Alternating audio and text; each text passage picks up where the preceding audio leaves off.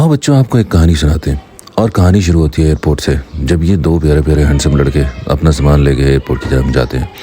तो guys finally हम जहाज़ के अंदर बैठ चुके हैं और हम जा रहे हैं इस टाइम पे बाकू जो कि एक बहुत ही ज़बरदस्त कंट्री है जिसकी इकॉनमी बहुत तेज़ी से बूस्ट कर रही है। आज हम वहाँ जाएंगे और जाके देखेंगे कि बाकू में हमारे लिए क्या क्या रखा गया है। मैं ये समझता हूँ कि बाकू उन लोगों की जाने की जगह है जो ज़िंदगी में कुछ अपग्रेडेड देखना चाहते हैं। जबकि बाकू खैर फाइनली फिर हम पहुंचते हैं एयरपोर्ट पर, और एयरपोर्ट पर पहुंचते ही आंखों के नज़ारे ही कुछ बदल जाते हैं। क्यों कि पाकिस्तान से जब हम निकले और एयरपोर्ट के ऊपर हमें चले हुए पुराने इंजन मिले।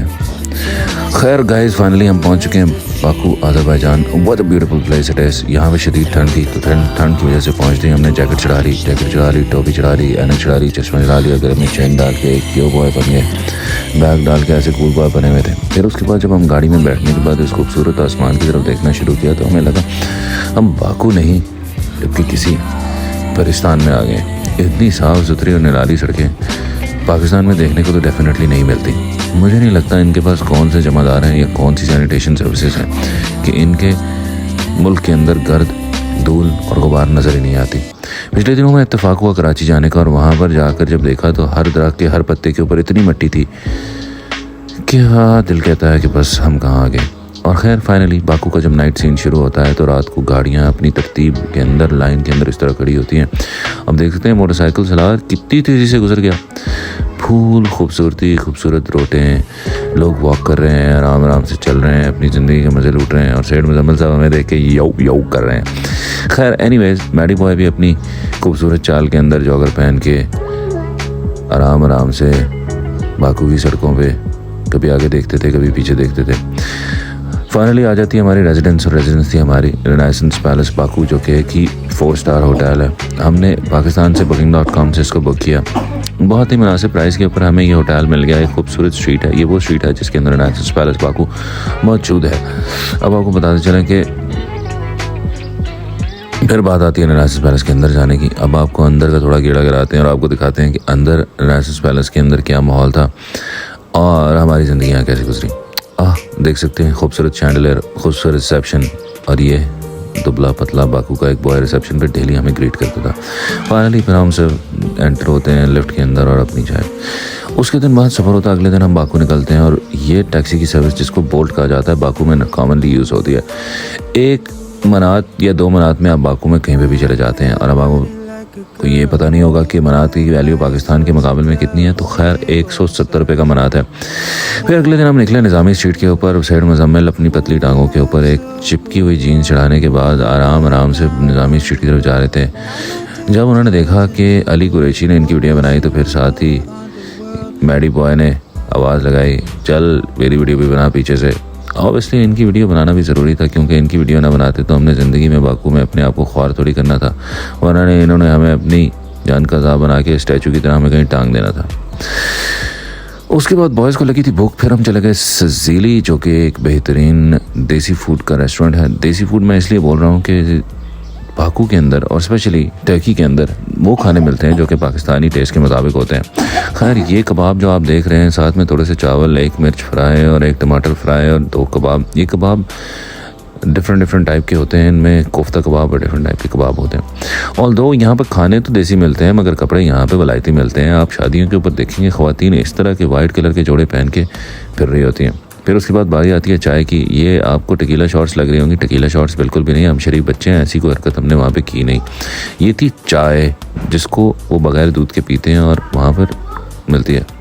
इस खातून को देखने के बाद आप सोच रहे होंगे कि ये लड़की इस दुकान पर काम करती है या इस दुकान को ओन करती है। खैर ये परफ्यूम्स की एक शॉप थी जहाँ पर ऑयल बेस्ड परफ्यूम्स मिलते हैं, बेहतरीन परफ्यूम्स। निज़ामी स्ट्रीट के ऊपर माडो के बिल्कुल सामने लोग यहाँ पर आते हैं अपने परफ्यूम्स बनाने के लिए, ताकि वो पाकिस्तान जाके बाकी लोगों को तोहफे दे सकें। मिठाई की इस दुकान पर जाके हमें ऐसा लगा कि दुनिया का सारा मीठा यहीं पे मिलता है, क्योंकि तरह के काजू, बादाम, अखरोट और तरह की मिठाइयाँ हैंडमेड यहाँ पे पड़ी थी। खूबसूरत रंगों से आशना ये मिठाइयाँ, ब्रेड और मफ़िन्स आपकी टेस्ट बर्ड्स को ऐसे जगा देते हैं। फिर ये साहब ऐसे हमें देख रहे थे जैसे पाकिस्तान से नहीं, हम कोई यूएसए से आए हैं, क्योंकि इतना प्रोटोकॉल।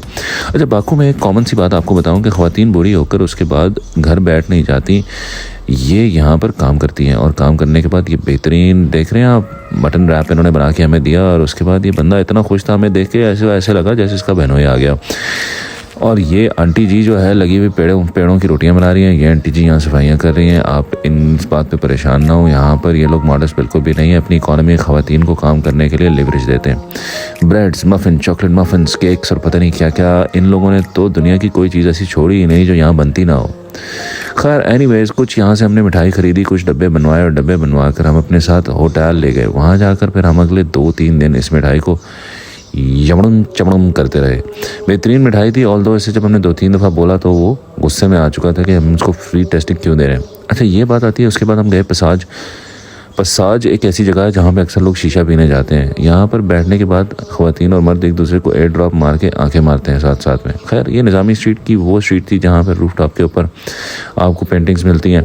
फिर मैं आ जाता हूँ डैनीज़ मॉल के अंदर। खूबसूरत डैनीज़ मॉल, लेडीज़ एंड जेंटलमैन इसका गेड़ा आपको कराते हैं। डैनीज़ मॉल के अंदर बेहतरीन ब्रांड्स हैं। यहाँ पर ज़ारा, मैन और डिफरेंट ब्रांड से हमने शॉपिंग की और ढेर सारे थैले उठा के घर आए। अगले दिन सेठ मुजम्मल साहब ने बोल्ट कराई तो एक ऐसी बड़ी सारी गाड़ी आ गई जिसमें बैठ गई, हमें आंखें मारना शुरू हो गए। मैडी साहब एज यूजुअल ज़िंदगी में अपनी परेशान थे और सामान उठा के कभी अंदर होते थे कभी बाहर होते थे। फिर अगले दिन हम रात को निकले और रात को इन रोडों के ऊपर वॉक करने का मज़ा ही कुछ निराला है।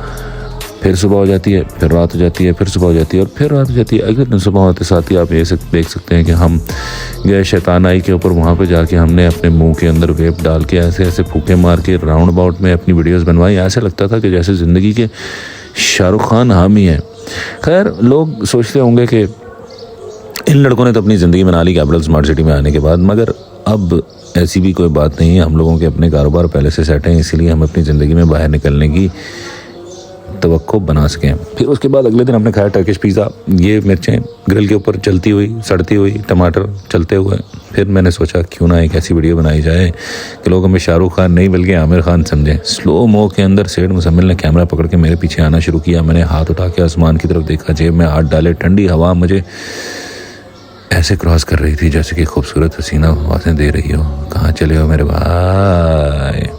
ये लंबे वाले जॉगर जो आप मुझे देख रहे हैं, जो मैंने पहने हुए हैं, ये शूज़ मैंने इस पाकिस्तान से ख़रीदे हैं। अक्सर लोग मुझसे सवाल करते हैं कि ये शूज़ आपने बाकू में किस जगह से ख़रीदे हैं, बड़े स्वागल लग रहे हैं बॉय। खैर एनीवेज लामा एक बड़ी ज़बरदस्त ब्रांड है, वहाँ से आप शूज़ ले सकते हैं। यही शूज़ पहन के मैं पूरे बाकू में पता नहीं कहाँ फिरता रहा। सेठ मुजम्मिल का लॉन्ग कोट पहनने के बाद अगले दिन जब हम ये इस रेस्टोरेंट में गए, रेस्टोरेंट का एम्बियंस बड़ा ज़बरदस्त था। मैंने सोचा क्यों ना कभी एक खाली टेबल पर बैठ के कभी दूसरे खाली टेबल पर बैठ के एक वीडियो बनाई जाए। खैर यहाँ पे मज़ा आया, खाना खाया हमने, चिकन विंग्स, पोटैटो स्पर्ट्स और पता नहीं क्या क्या। इनका फूड अच्छा था। फिर उसके बाद हमने सोचा कि स्लो मो के अंदर ये दरवाज़ा खोल के एक ऐसी ज़बरदस्त वीडियो बनाएं और लोगों को बताएं कि इस रेस्टोरेंट में क्या खूबसूरत चीज़ें हैं। खैर इनके सोफ़े बड़े ज़बरदस्त थे, इन गाड़ियों के हाफ पीस कट करके सोफ़े बना रखे थे। ये आ जाता है ड्रैगन आए और फिर अगले दिन -9 पे बर्फ़ और बर्फ़ के ऊपर सायरन्स बजते हुए हम जब डैनीज़ मॉल के बाहर फिर रहे थे तो यकीन करें बगैर मफलर और इस टोपी वाली जैकेट के हमारा गुजारा नहीं था। अगर ये ना होते हमारे पास और पाकिस्तान से हम ये समझदारी का मुजाहरा ना करते लेके जाने का, तो हमारा तो कबाड़ा निकल जाता। खैर एनीवेज बाकू एक ज़बरदस्त जगह थी। अगले दिन हमने सिटी कैफ़े के अंदर ये सैंडविचेस खाए और रात को सारे हम चीखें मारते हुए निज़ामी स्ट्रीट के अंदर कभी भी भूलेगा नहीं ये ट्रिप। मैं हमेशा यही समझता हूँ कि अपनी ज़िंदगी में कुछ ना कुछ ऐसी मेमोरीज ज़रूर बनानी चाहिए कि आप अपने दोस्तों के साथ बैठ के एंजॉय कर सकें।